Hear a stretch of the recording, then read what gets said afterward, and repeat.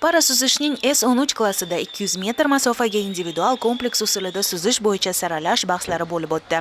Erkaklar o'rtasida hamyurtimiz Firdavsbek Musabekov startga chiqib, afsuski 2 daqiqa 18,78 soniya natija bilan marraga 5-chi bo'lib yetib keldi va saralashdan o'ta olmadi. Ayollar o'rtasidagi bahslarda esa 2 nafar hamyurtimiz Shohsanamxon Toshpo'latova hamda Nigoraxon Mirzahidovalar ishtirok etishdi. Shohsanamxon 2 daqiqa 30,42 soniya vaqt bilan marraga 1-chi bo'lib yetib kelgan bo'lsa, Nigoraxon 2 daqiqa 40,44 soniya vaqt bilan 5-chi o'rinda keldi.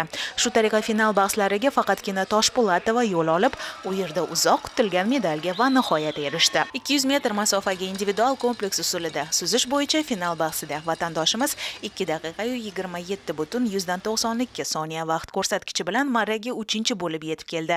Birinchi o'rin italiyalik Carlotta Gilliga, ikkinchi o'rin esa amerikalik Colin Youngga nasib etdi.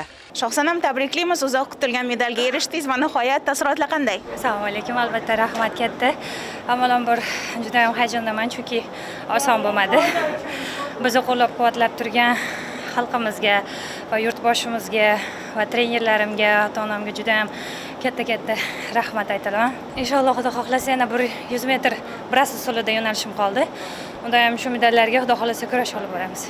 Aynan ushbu medal terma jamoamiz uchun eng uzoq kutilgan bo'ldi. Unga erishish juda qiyin bo'ldi. Paralimpiya o'yinlarining boshidanoq deyarli har kuni startga chiqib, turli xil yo'nalishlarda natija ko'rsatishga harakat qilgan Shohsanam bunga chindan ham munosib.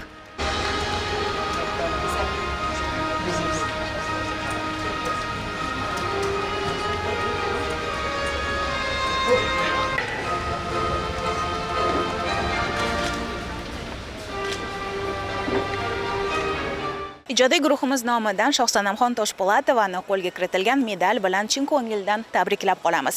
Parasuzish bo'yicha musobaqalar esa davom etadi. Bizni oldinda hali 3 kunlik musobaqalar kutmoqda.